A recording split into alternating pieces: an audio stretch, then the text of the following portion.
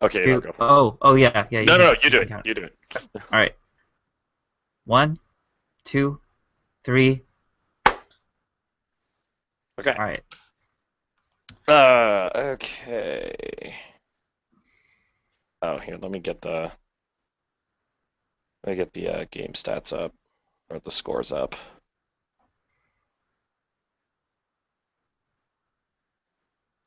So which games did you catch a good part of? I watched all the LA game and all the Seattle game, and then I watched the highlights of the rest. Okay, so you can talk the Seattle game with more authority than I can. I watched all the Sunday games. I didn't watch much of, and I watched half of the DC game, and Hmm. that is The my second extent half? of. Yeah, Yeah, I figured. Yeah, okay. Hey, what happened to like the nice weekly schedule on the site? Where's that? on the MLSsoccer.com Yeah, site. like they had like all the, I don't remember. I don't have time to They don't find it. have that. I don't know. Well, I mean, I went to schedule and it went to like the like full year schedule for everybody thing. Oh, So I will why find. always just use the bar thing? Here we go. No, no, it's there. Don't worry about it. It's All me right, being weird. gotcha, gotcha. Um, yeah. So I've got everything I need in front of me. Sweet. Um, all right. Welcome back, everybody, to another slash MLS. It is Monday right now. It is 11:30 at night, Ian time right now. It's just me, username Automoscatu, and James. Username Nefarious Joe, of course. Indeed. We're gonna talk about what happened last week. We're gonna try and keep it short, cause I'm a little bit tired, and the games were stocky, Yeah, it's like you're and about to fall asleep, and the games made everybody fall asleep again this week. Very disappointing. Yeah, yeah, so I those. think the most interesting thing that happened this week was that we had a so we have this hangout now, the slash MLS uh, gang members. I probably shouldn't say that, but I just did, so Yeah, I was about whatever. to say. I was like, that's a little. We have a group chat because we're all Yes, super friendly all the time. right. And I think the most interesting thing that happened is we got into a group argument as to how these bi-week things should should the international weekend should happen, and then the rest of American soccer Twitter got into an argument, and I don't know. What do you think, James? How do I think that we should deal with FIFA dates? Yeah, The problem is, and this is something that I was talking about then, is I think that we should honor them. It's just that we have so much going on in CONCACAF. Like the 2 year Gold Cup cycle is kind of ridiculous to me. yeah. So I mean, if you think back 2012 was the last time that we didn't have a tournament. 2013 Gold Cup, 2014 World Cup, 2015 Gold Cup, 2016 Copa America, 2017 Gold Cup, 2018 World Cup, 2019 Gold Cup. So 2020 maybe we'll have a year off, but I mean you never know. We might do the Copa America again. Yeah, So it's one of those things where you have to wonder. because it's 100% guaranteed that the Copa America is going to make a shit ton of money for everybody involved.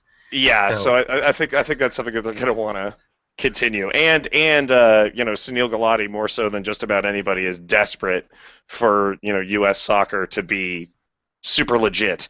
So the real question is going to be like, can we really afford to have a summer tournament every year? Um, Especially with people complaining more and more about the way MLS is scheduled. And now Michael Bradley has, after talking about the refereeing and after talking about the CBA, now he's talking about about missing games for FIFA dates. And mhm. so it's certainly a question. And the closest thing to a solution that I have is go to a 4 year Gold Cup cycle and do friendlies and honor the FIFA dates. Yeah, my favorite solution is the one that involves CONMEBOL and CONCACAF merging, so that the Copa America is the only thing that exists. But that is a That's an big picture. insane idea, by the It's an way. insane idea, and it's a big picture one that's far off. Okay, so And here's my question: how uh, many teams do you think are in CONCACAF? there's something like 30. Okay, well, I'm about to disabuse you of that notion. It's a lot because there's a bunch of tiny ones. Exactly. That is Yeah. precisely my point. So basically, okay, so let's see. 31 from the Caribbean, 7 from Central America, 3 from North America. So we have 41 member associations. That was close. Yeah. A number of which aren't IOC members. So it's like a number of, so we have things like French Guiana has its own team, despite, Mhm. yeah. But then again, I mean, like, so does San Marino. But, or the Faroe Islands is probably the one of the weirder ones. Or hell, England. England shouldn't have a team. Yeah, yeah, it's funny. Yeah, fun fact: they floated a giant. They floated a giant loan to FIFA like 80 years ago, and that's why there's an English national team instead of Great Britain. Um, so the thing is that there's absolutely no way that like Brazil and Argentina are going to want to open themselves up to the same kind of abuse that the U.S. Confederate, or excuse me, the U.S. Federation gets, Mhm. because the idea of giving in 31 votes to these tiny, tiny footballing nations, and you got to keep in mind, in FIFA, it's Well, one but country, one vote. yeah, but does it work?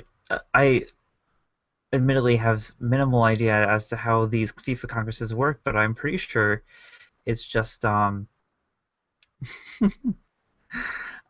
pretty sure it has nothing, it has little to do with the confederations and more to do with the countries themselves. In what way? What do you mean? Like, well, I mean, Like when they vote who do for you think gets the things. power? Like, okay, so Conan Bowl has one, two, three, four, 10. five, six, seven, eight, nine, 10 member nations. Hmm. Okay, so are they going to want to give voting power to a confederation that has? This isn't something that we could afford to talk about for very long, by the way. But like, are they going to want to give voting power to a confederation that's 4 times their size? It's like it doesn't matter that Conan Well, Bowl has like but does it actual work? soccer powers. I just don't know if it works that way. Like for It what? 100% does. That's how Sepp Blatter keeps getting. Well, yeah, yeah, yeah. No, I know it That's how works that way, Jack but like, Warner was the president of CONCACAF for so long. yeah, it would work. It would work that way for whoever the overall confederation president is. I guess the reason why I think Brazil and Argentina and those other South American countries would be interested in it is precisely because of this Copa America thing that's happening in America. Having America in your confederation is guaranteed to make you quite a bit more money I don't think than you that they used are. to. I don't think that they stand to make any more money by. I mean, because there's nothing stopping them from having competitions. Um, I Well, mean, the Copa. they can't have their Copa America in the United States. Uh, Like generally, they're regular I four don't think the year. Brazilian Federation has anything really to worry about in terms of money. Is all I'm trying to say. Like there is. Well, no, but they could stand to make more. They wouldn't. I bet they wouldn't mind it. I well, I mean, of course. I mean, yes, they would rather have $25 than 24. Like, But yeah, but if they could find some money to pay off those crappy stadiums, and it just happened to come from America hosting their Copa America every other time. You, I don't think they're really going to have too much of a problem with South American friendlies being played in the United States already making money as they do. Um, well, who do they make money for though? for the federations themselves, not for Kona Bowl naturally, but Well, no, but don't they also make money for the organizers like traffic? well, sure. I mean, yeah, but I mean, but that's like saying that a band just makes money for Ticketmaster, like, which I mean, well, I Well, guess it's right, a but bad example I because feel it's like actually true, but you have the potential to make more. Like there's more. This Copa America that's about to happen is going to be it's going to be an event. It hopefully is going to rival well, we'll the see. Euros. And if you bring in United States and Mexico for your World Cup qualifiers, that is a lot. You get to sell those TV rights for a lot more money than you used to. Okay. Okay. So I'll basically I would say two things. One, I really don't think that they really need to be allied with the U.S. and Mexico and maybe Canada or something in order to generate more money. I think that's going to be happening anyway. Um, I but I it's think they would generate however, more money. I mean, it should be noted that Australia recently made the jump from Oceania to the Asian Confederation, and it Hmm. worked out well for them. I mean, they made the World Cup in a time when they very well may not have had they stayed with their like half berth, wherein they would have had to play Mexico for it.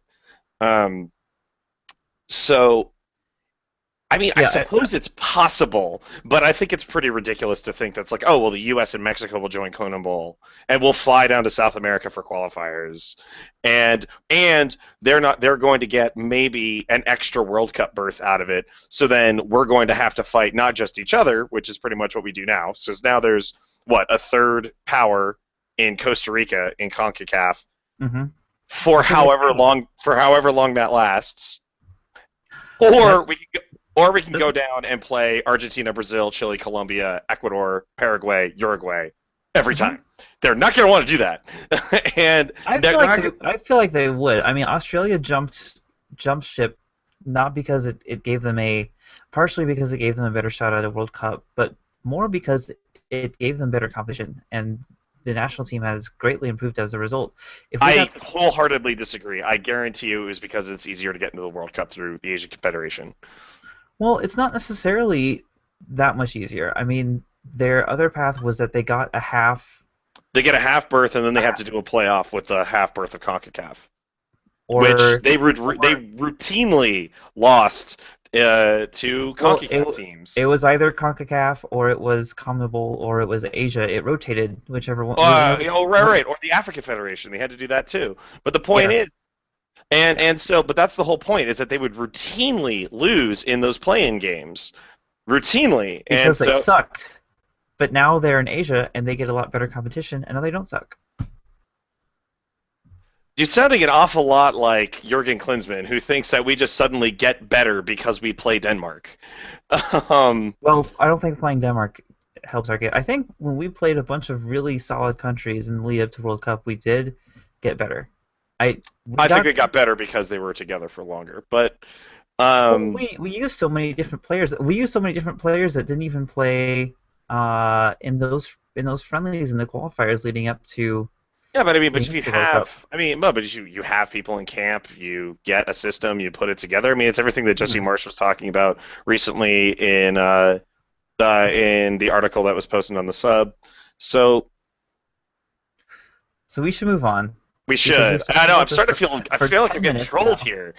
Um, Well, I've it's been my dream for a long time, and I feel like it works out both ways because I feel like you get to have this super awesome 16 team Copa America that you can run opposite the Euros the same at the same time. You know, the Euros happen during the day, the Copa America happens at night. It's this big event, and everybody makes a lot more money, and the United States happens to become a better national team as a result. I think that it is much more likely that they get special dispensation to have the Copa America just be in the U.S. all the time, but we'll see. Yeah, I mean that's more likely, but that's not as fun. So. I think it's significantly more fun. But moving on, New Mhm. England played San Jose. So should Mwah. we be burning down all of the posters for San Jose and replacing them with New England ones all of a sudden? No, I mean I think this result was wholly expected. Okay. I have minimal more to say about the game than that. Pete's listening. He's at work and joining in on the thing anyway, and he says he called it, even though he didn't. Your official bold prediction, Pete, was that the other way was going to happen. So you went back on that. Just for the record, making two bold predictions. The most hilarious moment of last week's podcast, by the way. Yeah. No, I think well, one, it's nice that Kellen Rowe got put up on the got put on the score sheet twice because I mean I've have a very public love of Kellen Rowe, despite the hair. Oh my God. And he's on my fantasy team that I don't use or pay any Well, good attention for you. to. Yeah, you knew. Actually, you know what? I think he's on mine. I think. I honestly don't know.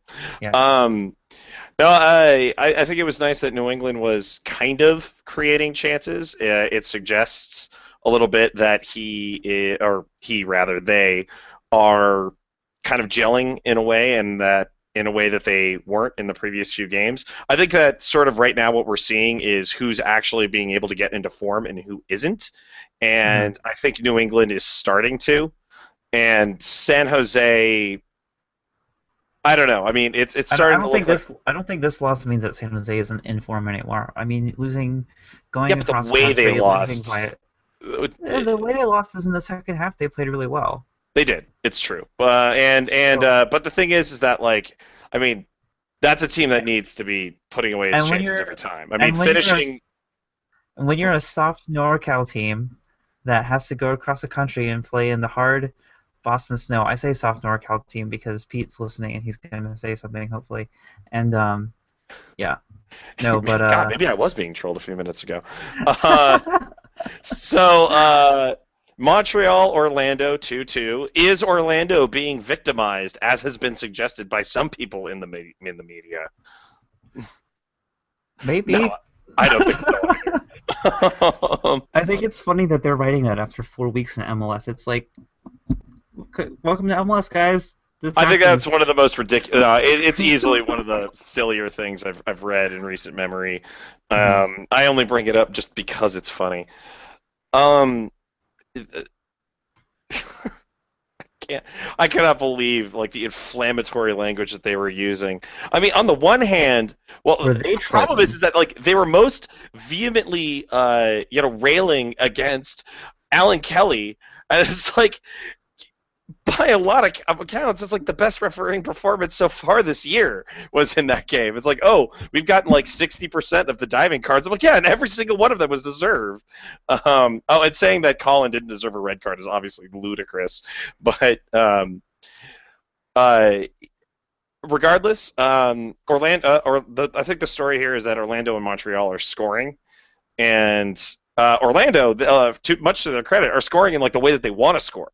So that, at least against a team like Montreal, which suggests that they have a plan and they're trying to do it, and they're not just trying to throw soccer at the wall just to see what sticks, which Um, Montreal very well may be doing.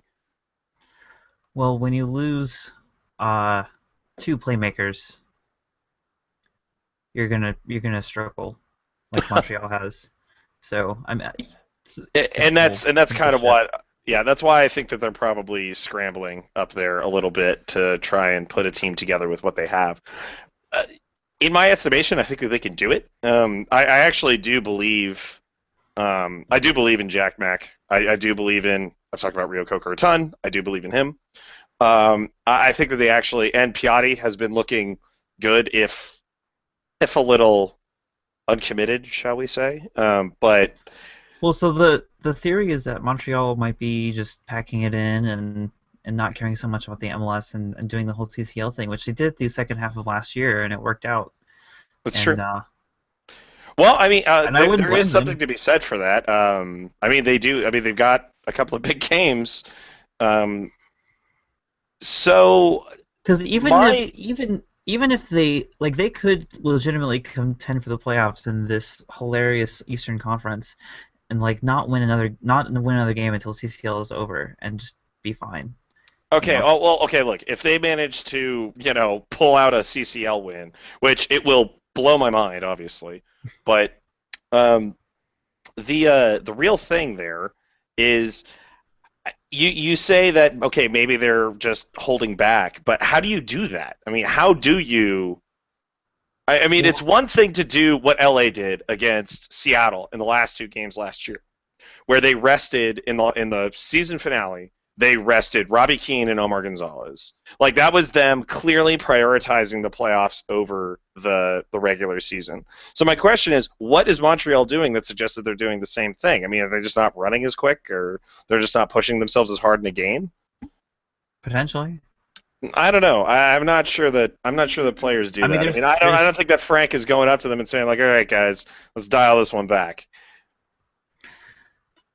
But I mean, if you're in the Montreal locker room, and this is all speculation, of course, and it's Right, right, right. completely and totally baseless, but if you're in the Montreal locker room, you have the CCL dates circled. That's your season. Everything else between that, yes, it's still intense, but there are other things on your mind, whereas other teams in MLS don't have that. It's that's maybe it doesn't amount to much, maybe it doesn't amount to anything, but it could. And when you have a 2-0 lead at home against an expansion team, you're supposed to put it away. And Agreed, and that's of course worrying because again, who needs defense in the in the Eastern Conference, as we've mentioned. But right. uh, uh, yeah, it is certainly something to look at in terms of them. So yeah, you might be right though. I mean, maybe they just haven't been scouting teams or preparing for them tactically in a way Mhm. that you would want them to going into these games. Um, so moving on to God.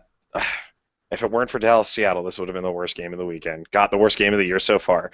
So DC United managed to squeak out a 1-0 victory over the LA Galaxy. Congratulations, Ian.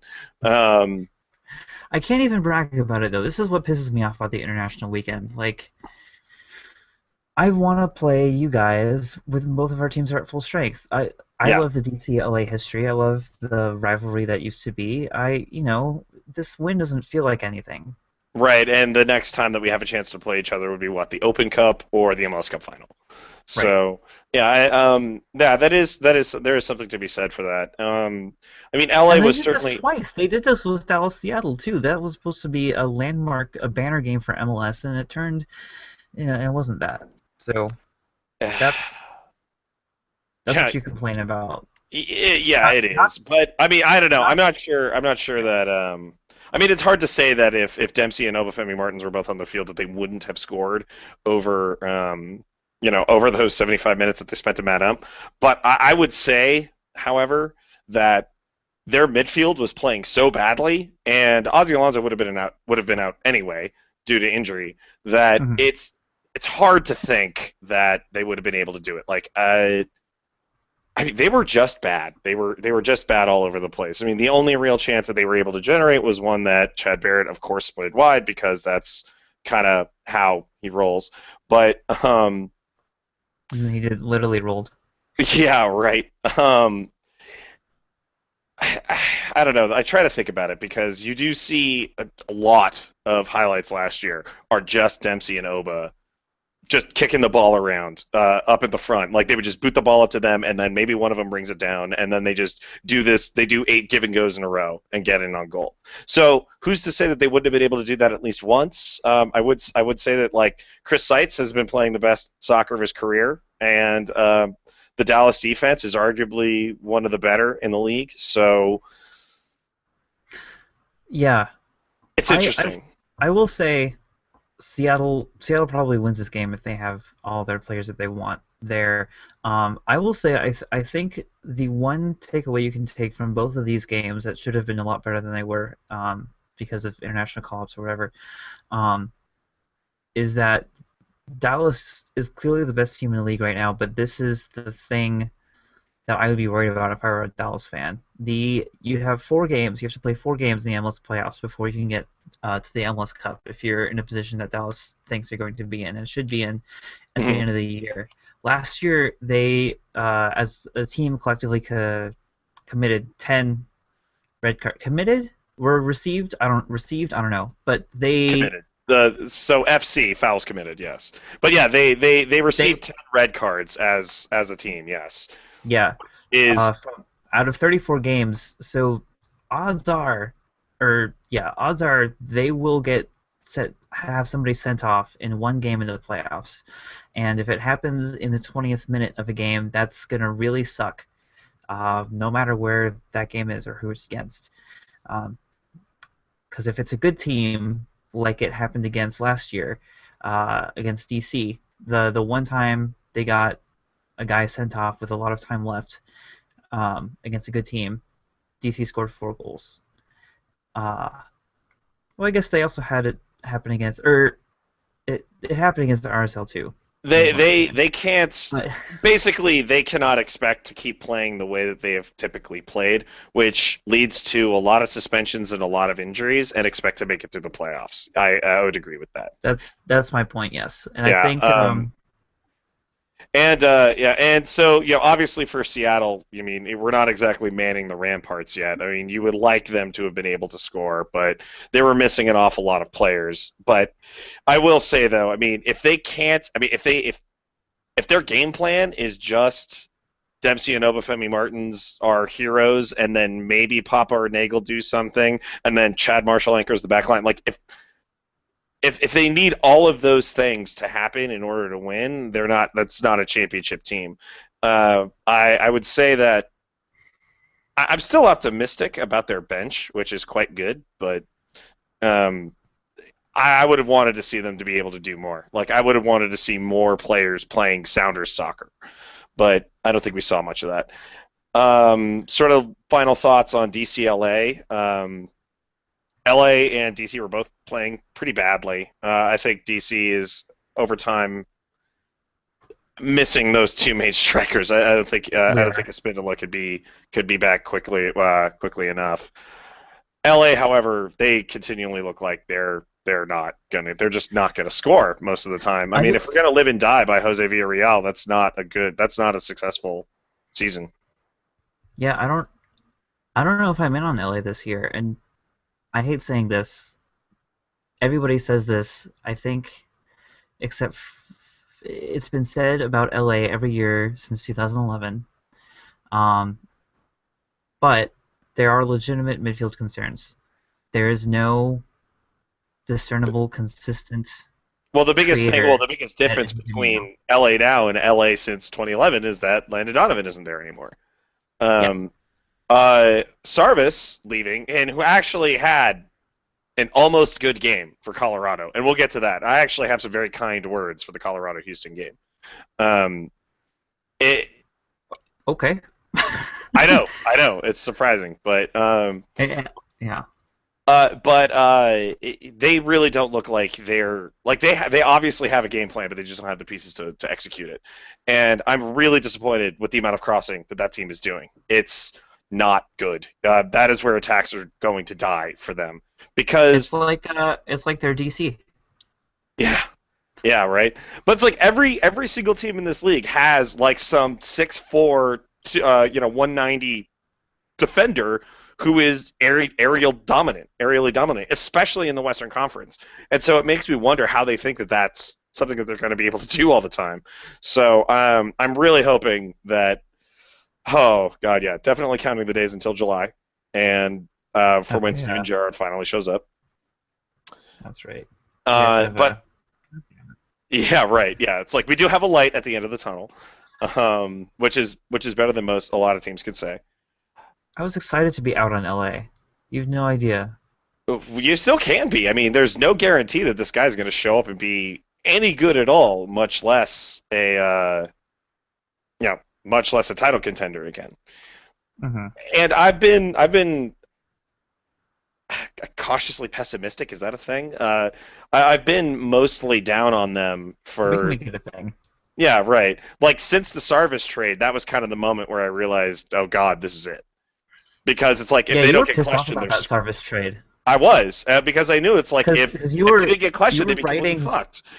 you were Which writing that Gerard piece. yes, I was, and like the day after I posted it, they traded him away. Yeah, Um, but yeah, and then changes had to be made, and then yeah. it was one of those things where it's like, okay, now if question comes, this is what it's going to look like, and then he doesn't come. So it's tough. And Mika, Mika Väyrynen. yeah, you throw the little R roll in there. I'm gonna go with Viranen because that's how we say it in super anglicized, making every other country's language ugly kind of way. You could at least go with Väyrynen. Varunen, where Yeah. like I start throwing a U in there where there is no U to be had. Um, The Y is like a super U in Finnish. uh, Look, all I'm saying is that's what the pronunciation guide says for announcers. So I'm going with Viranen for now, Yeah. just for consistency's sake, and because and because every syllable in that name is one that I can actually pronounce. So, but while he has had some flashes of greatness, I think that Mhm. it's going to be a few long weeks before we start seeing him do anything really special, and that's kind of That's the other thing that disappointed me about the earliness of this LADC game, by the way, is we didn't get the Halsti versus Väyrynen oh yeah, finish right, that you finish so battle. desperately wanted, yeah. Um, I literally actually did, but Oh, hey, there's always the MLS Cup final. Um, there's a lot Agreed. of time for both of those players to like hit their stride and get in the starting 11. New York Sporting Kansas City. What are we thinking of that game? New York City. You know, I think I guess. NYCFC is kind of looking how we expected them to. Is really what it is for me. Well, when they don't have David Villa, you know, they don't have guys that can score. Their next best option to score goals is Mixed Discarud. It's not Nemec because Nemec is the worst. I don't Well, I know mean, but they how do big. have. I mean, like Tommy McNamara put in a respectable-ish uh, shift, and Patrick Mullins has continued the run of form that he had at the end of last year, doing good work as a striker. I mean, like he's not a world beater by any means, but No, yeah, it's like it's one of but I those. mean, neither of those guys are people you're particularly comfortable hanging your attack on right now. Like maybe Right. later, but yeah.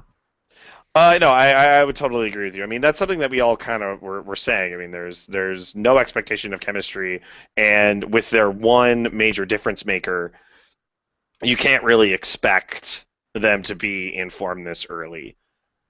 Hmm. Obviously, by the time they have a real sense of chemistry, it'll be interesting because that's right about in the midseason when they're rolling into midseason form. That's when they're going to retool the entire attack around Frank Lampard. So it makes you wonder what that's going to look like as well. Um, Sporting On the KC. others, Oh, go ahead. yeah, I was gonna say on the other side of that, you've got Iko Para, um, For me, the story of that game killing is it. Benny Failhaber. Well, Is Fellhaber is yeah, he was pretty good. What I'm excited about, or yeah, I can say I'm excited because they're not in my conference anymore. Is is Opara and Beasler gelling, becoming a solid center back pairing. And if that happens, SKC suddenly looking like a danger for that 2 seed in the West. Um, Oh, I would not agree with that. I think that a danger, maybe not like they're gonna get it, but they're having a hell of a hard time getting the ball up to that front three in dangerous positions. They're having a yeah, but really who in hard time MLS doing that. isn't? Well, but that's the thing though. I mean, it's like okay, so the Galaxy, right? Like Robbie Keane and Jossie Zardes, even while they're playing badly, are still getting a lot of touches. They're still getting the ball in the box, which is Hmm. something that David Villa and Dom Dwyer aren't doing. It's like the thing that makes that, and I'll talk about this when we get to Columbus, but like the thing that makes me think that we shouldn't be hitting the panic button on Columbus yet is because Kai Kamara is out there making a difference, but the most times David Villa is invisible. Most times, I mean, I know he was literally not there this past match, but for the most part, Dom Dwyer has been invisible for Sporting Kansas City, and that is a huge, huge problem. I mean, San Jose has been able to basically make a meal out of teams who let them get the ball to their forwards.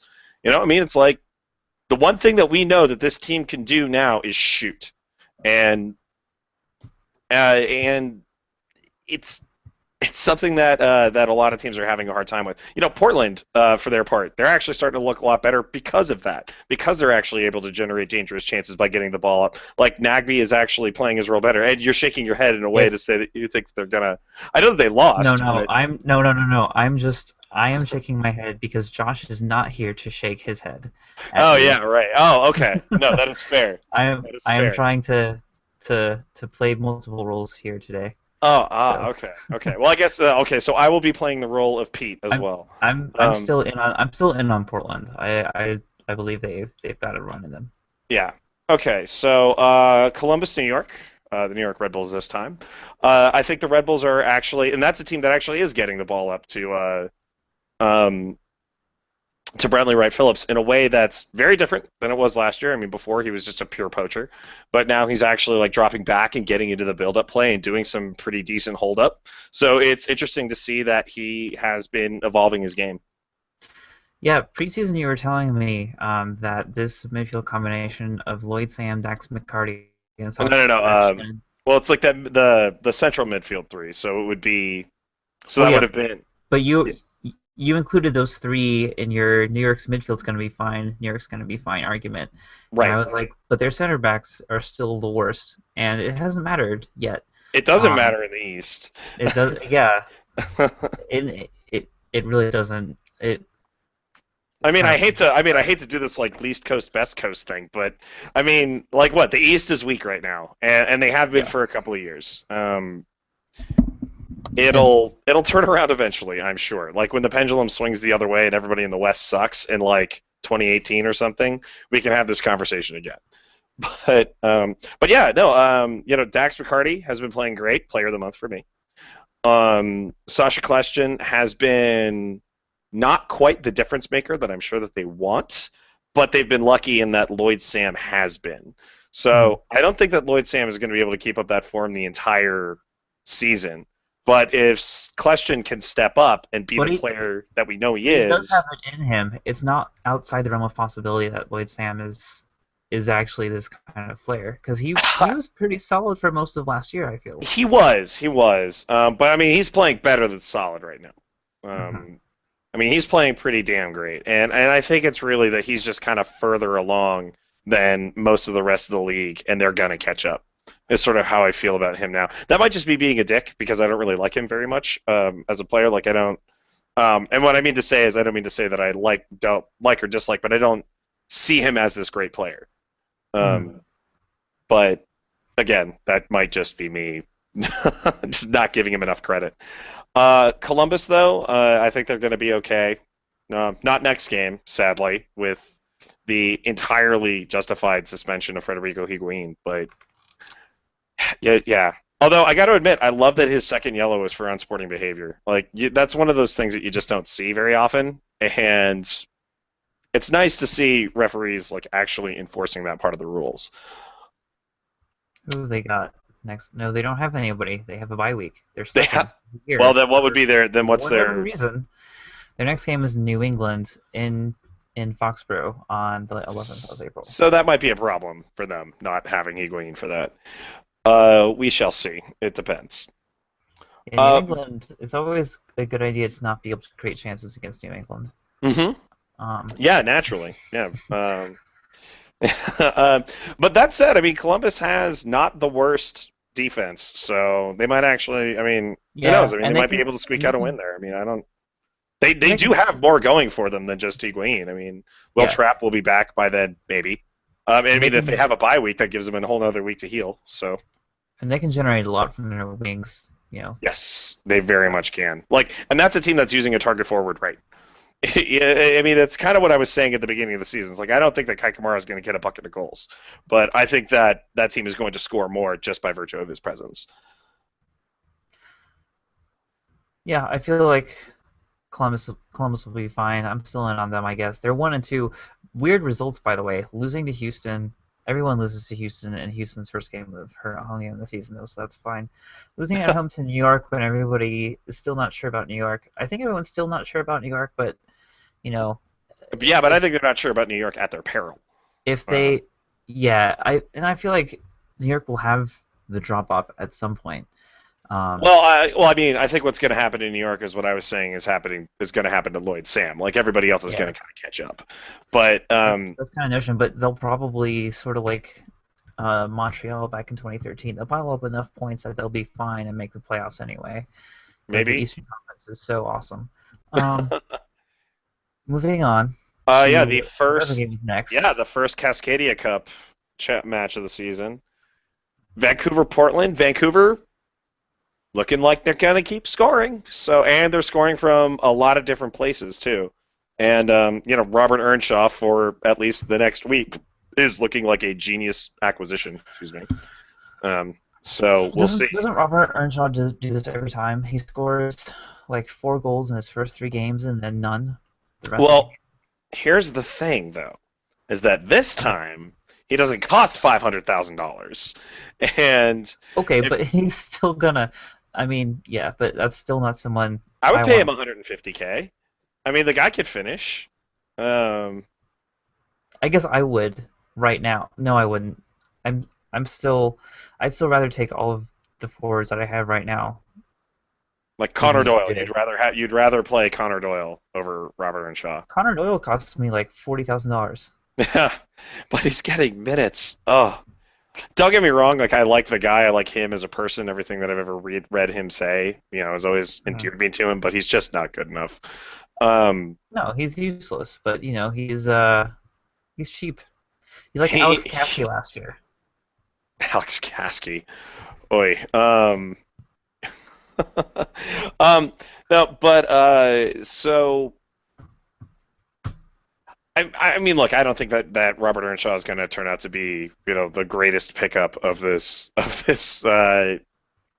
season, but I No, mean, but yeah, but giving them he. another attacking talent, and here's and really the most important thing about him is that he's a finisher. He is a guy Mhm. who finishes the ball, and his whole point is getting the ball in his most advantageous of a position, and he puts it on goal every time. That's all that they want. That's all that they need. It's the one piece that they're missing. He's like the anti Chad Barrett. Yeah, right. Actually, you know what? That's actually not that far off because Chad Barrett somehow manages to get himself like these golden opportunities, and he just squanders Mhm. all of them. I watched him do that for 2 years straight, and he kept getting minutes. Um, uh, Portland, however, I think they're starting to round out, and I think that they are. I think they're going to have a hell of an April. I do too, and I'm really excited for Valeri to come back. Yeah, Nagby's killing it already, Nagby is kicking ass. and Yeah, when he is. Yeah, and when I mean, Valeri if can LA take the had tension, Nagby, they'd be perfect right now. They, yeah. they um Yeah, defense for them is looking shaky-ish. Hopefully that's rust, but we'll see. Well, I mean, we're about that 2 weeks away from that not being a valid excuse anymore. that pass to Earnshaw. I'm sorry, you're playing professional soccer. That Yeah, you better like fucking know when to step up for the offside trap. make Yes. like 2 inches, like be 2 inches faster. One of you guys, come on. Anyway, sorry. Well, that's what happened to LA last week. I mean, That Robbie was that Rogers, was that was one blowing of the those offside things trap. where like Portland probably should have won that game. Portland, I Could felt be. like watching that, you know, a not as much like watching the latter half of that game. I felt Portland deserved to win because they just, this is stupid, but they played better and they looked like they were generating more chances, and they were in Vancouver's final third in the last 15 minutes of the game, and Vancouver won because Portland did the thing that Portland's been doing for the last 18 Well, months, their defense fell asleep. I mean, it happens. which Well, is one where defender fell Portland's asleep. been doing for the last 18 months. And yeah, I don't. I'm still in on Portland. I think Borchers and Ridgewell is a fine enough center back pairing that it will come good eventually. But it could be another one of those things where we talk about the evolving MLS all the time, Well, I and mean, I think Matt Borchers is the Chad Barrett sign or Chad Marshall signing of this season. Chad Marshall took a few games for them to get together too, like for them to get it together too.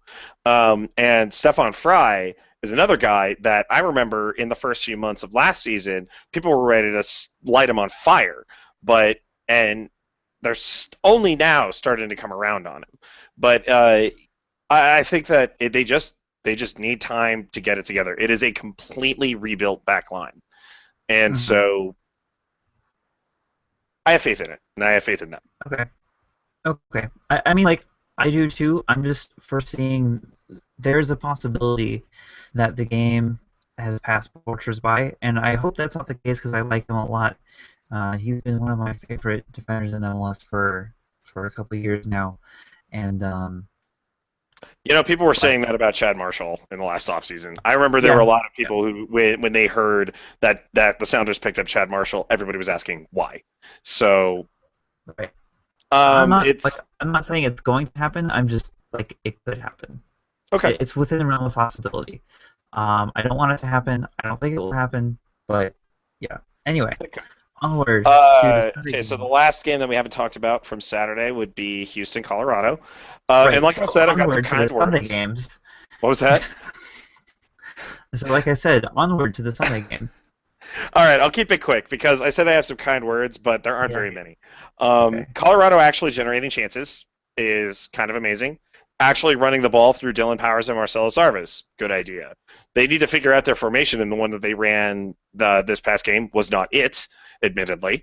But they also can't buy a goal, which is really, really sad. I don't know whether to chalk that one up to Tyler Derrick just being like the most informed keeper in MLS history at the beginning of the year, but or if they're just snake bit. I mean, Sarvis blew two pretty big chances, which is a little unfortunate. You can't really afford to do that on that team. But I will say the interplay between him and Gabby Torres is insanely encouraging. They actually put some plays together that on another day might have gone in. And so that's something that I have not said about them in over a year. Are you ready for a hot soccer take from Ian? Absolutely. Lay it on me. Is Tyler Derrick the Andrew Hammond of MLS? You're going to need to explain that one to me. I actually know minimally about it. I heard about Andrew Hammond, or the Hamburglar, apparently. I'm just hoping Pete will chime in, because it's a hockey thing. He's apparently been playing amazing for Ottawa, and they're winning, and they're in the playoffs or something. And his nickname is a Hamburglar, and he came from nowhere. And yeah. Anyway. Okay. Pete is not a fan of hockey right now. I don't know how hot of a take that really is, but all right. I mean, it's a hot take if you're an NHL nerd. Look, there's a cold pun to be made there, but anyway. Now can we move on?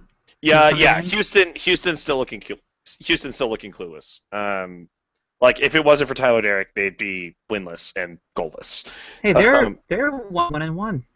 They've only allowed one goal, and it was Tyler Derrick who scored that goal. I know. Yeah, they live and die by him and him alone. So. And I know that he's good. I mean, he immediately stepped up for Tally Hall last year in a way that was extremely impressive. But yeah, we'll see about that. Speaking of goalkeepers, the Philadelphia Union.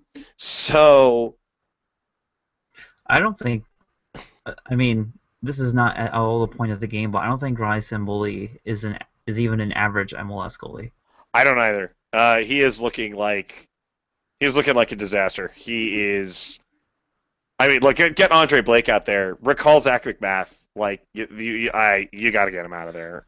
So what's the okay? This is now we're 14 months since the draft where Philadelphia, for some reason, decided they needed to move up. To trade up in order to get Andre Blake. To trade up to pick Andre Blake, who we weren't going to pick anyway. Right. Because we already have several goalies, and still they haven't played him. Yeah, I do believe that he has a grand total of 0 MLS minutes so far, and I don't know. I mean, it's really weird. I mean, I guess Jim Curtin just hated Zach McMath. I mean, I didn't think that he was great, but I mean, if we're going on the below average or above average, I think he was an above average keeper. I mean, I would say he was like a top tenner, a top half of the league. But yeah, this guy is not getting it done, and it's one of those things where you look at it and you think, God, that was his fault, right? Yeah, it was his fault. And you have to wonder what he was doing on that set piece, because he put himself in no man's land, and only by the grace of God did it look close. And an underrated thing that he can't do is he can't distribute worth shit. Like how many... While that is an underrated thing, I don't really particularly find that to be too necessary. I'm trying to think of... I'm trying to think of a lot of guys out there who can distribute in this league. I mean, Bill Hamid is like the only one. Romano can. Who can? Oh, well, of course Rondo can. Yeah. No, but Donovan Ricketts can't do it, even when he was at his best. Okay, but he's really bad at it. Like his. Okay. It's not that his punts go out of bounds. That would be one thing.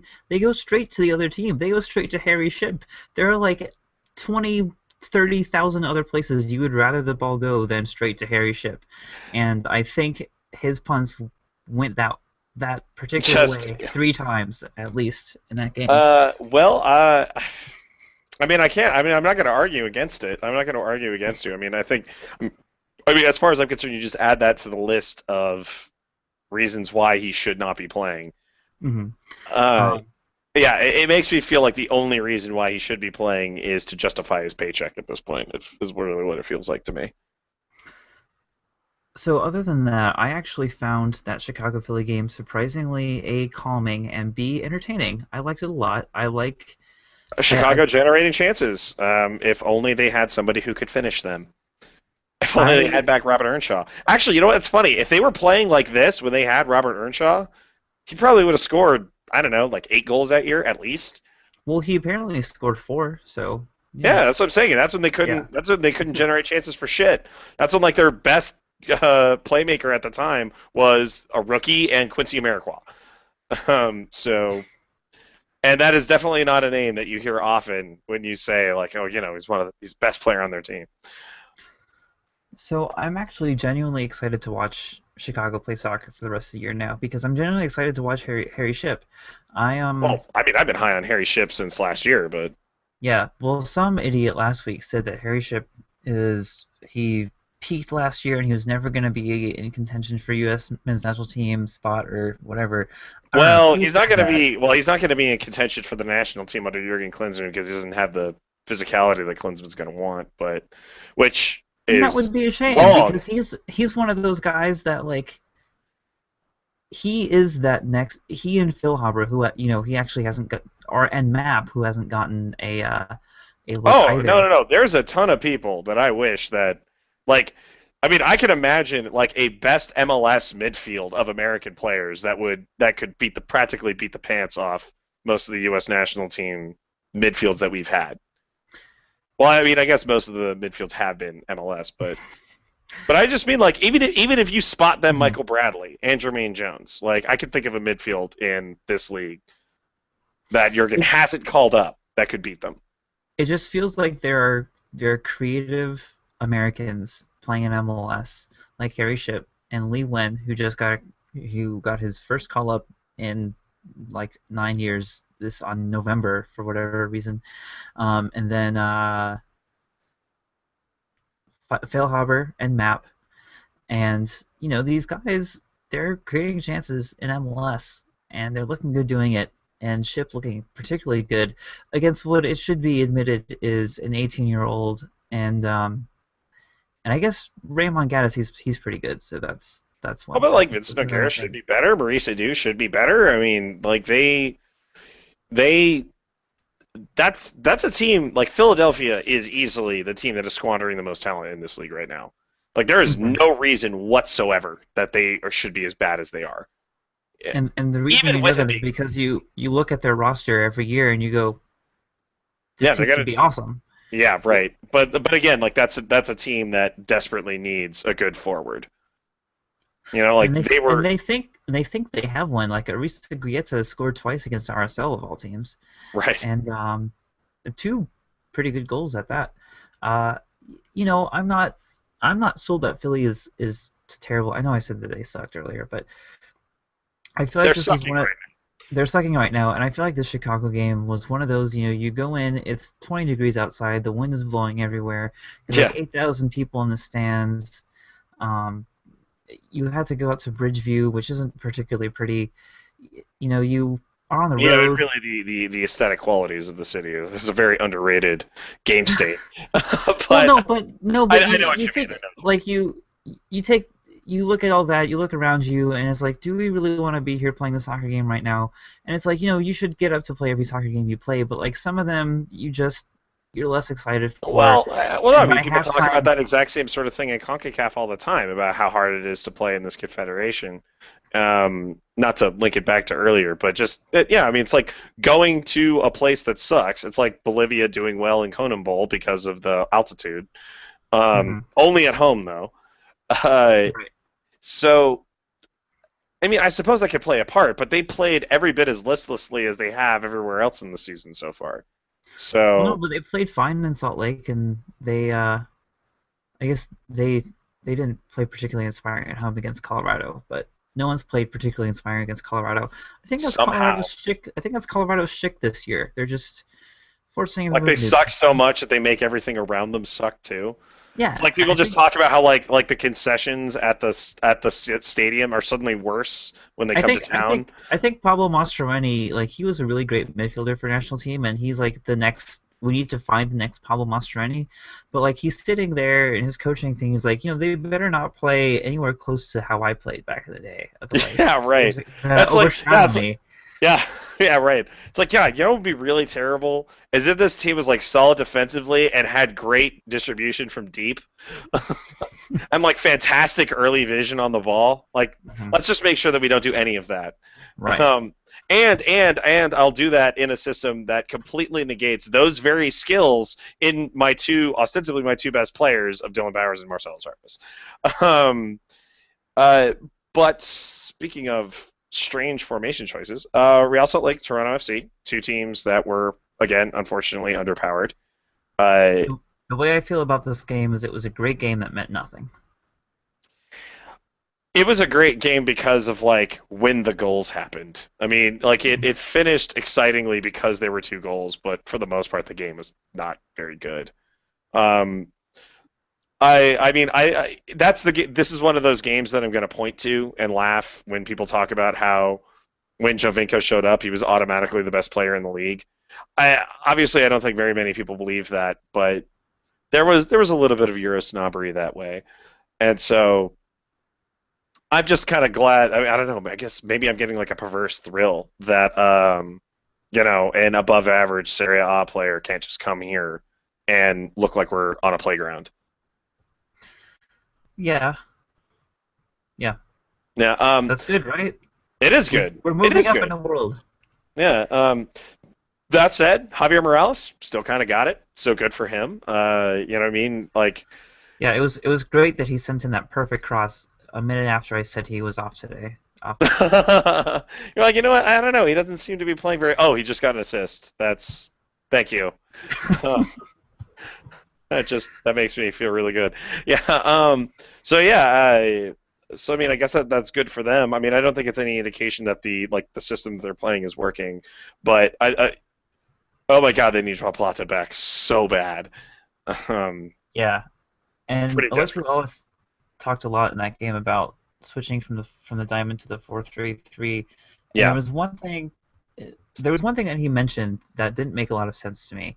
Not a point that he brought up because I thought he relayed RSL mentioning that teams have figured out the diamond, and to me that doesn't make any sense because the diamond isn't like Well, this. the diamond is a known quantity. I mean, there was nothing to Exactly. figure out. Right. It's not like it's this revolutionary new thing that suddenly appeared in soccer because Jason Christ started coaching. Yeah, It's right. it's it you do things because they fit your personnel, and I think the more reasonable thing that he brought up later, which is probably the real reason instead of the reason that they gave first, is that their personnel might not fit the diamond anymore. Yeah, Um, Javier that's why Morales. I feel that they're doing it.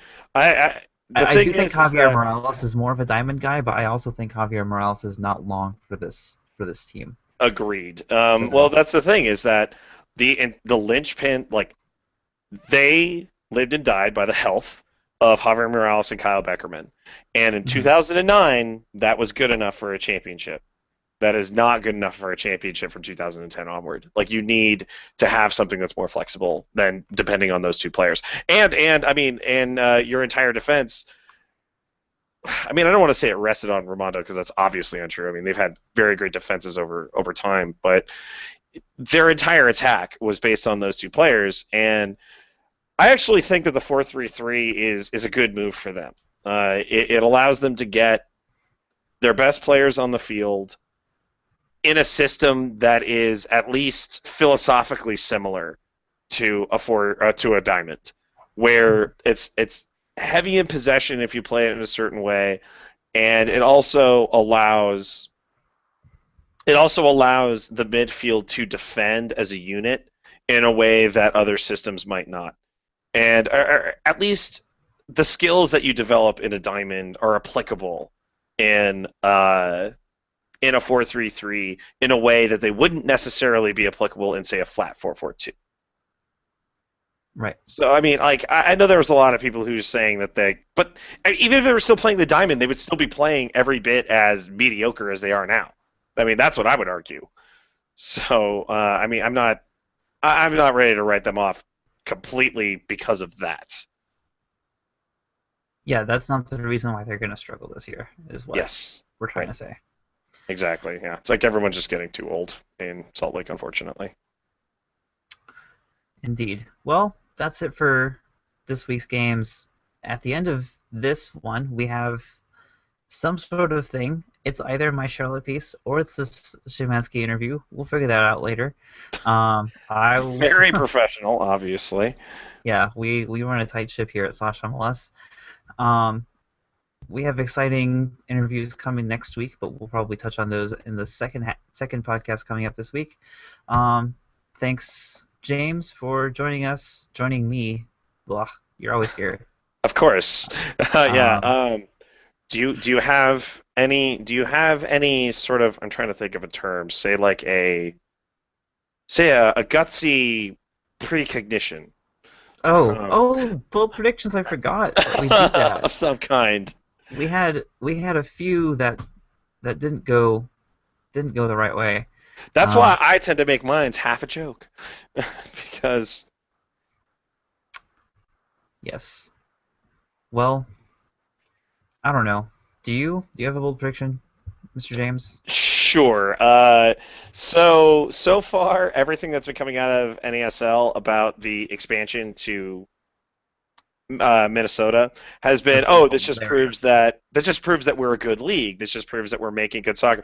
But I think we're gonna see a like Donald Sterling esque tape come out of Bill Peterson's office where he's just got the tinfoil hat on about how MLS and USSF is trying to destroy him.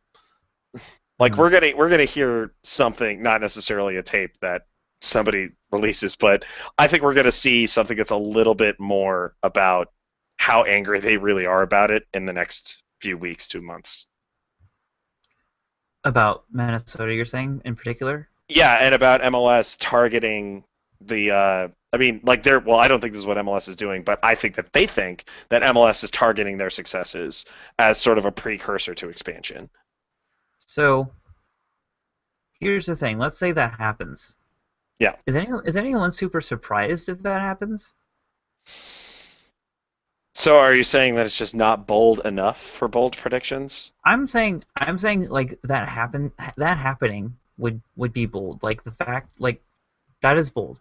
I'm just saying like what would be the consequences? I don't think Well, you I would think think people of. would be surprised to hear them say it. It's like when that Rob Hyman quote surfaced about replacing players if they go on strike, which I'm sure he didn't mean it 100% at the time, but like Mhm. people heard it, they were still like kind of shocked to hear it, but at the same time you take a step back and you're like, yeah, it makes sense that ownership was thinking like that.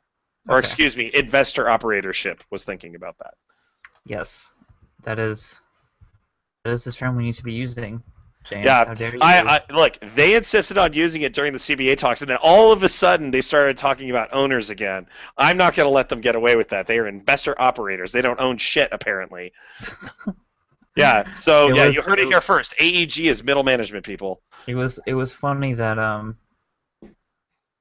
Stephen Bank, that law professor that we interviewed a few weeks back, he made the same rib Yeah. on that. I don't know. I'm getting tired, and it's 12:30. Jesus Christ! It's time to stop talking It's about actually MLS. 9:30, but All right. whatever. Well, I do wish I lived on the West Coast, but because I feel like I am You more could. acclimated. It's right here. I do. Um, Thanks, James. Well, then what would I do with all my favorite soccer teams that aren't over there? watch So, them at more reasonable time slots. um, anyway, my bold prediction is that I guess there's some soccer. Oh, we have a national team. I always make bold predictions about national teams. oh My yeah, bold we do have a prediction, friendly coming up. Yeah. my bold prediction is that Miguel Ibarra scores twice. Well, that's similar to Pete with his right-in bold prediction that Portland beating Dallas by 2 with Nagaby scoring, which Hey, you know what? I would love that. So I'm gonna go ahead and support that one, despite the fact that I'm not so Hold sure. on, hold on. It says bold prediction: Portland beats Elves by 2. Nagaby scores me too. Does that mean Well, Pete is also going to score against I think Portland? that's really the only conclusion that we could possibly draw. All right, well, I'll write it down, Pete. If you okay, all right, all I'm right. pretty sure he wrote that in response to me saying that I live here, but anyway, yeah, I think we can put a bow on this one. Half bow anyway, because still a whole other thing. Whoever it is, it might be the Charlotte owner. It might be Stefan Zimanski. I cannot say his name right. It Well, we're is. definitely going to cut that out. You mispronouncing the name of a guest. One that It's we okay. haven't told people that we're going to have, by the way.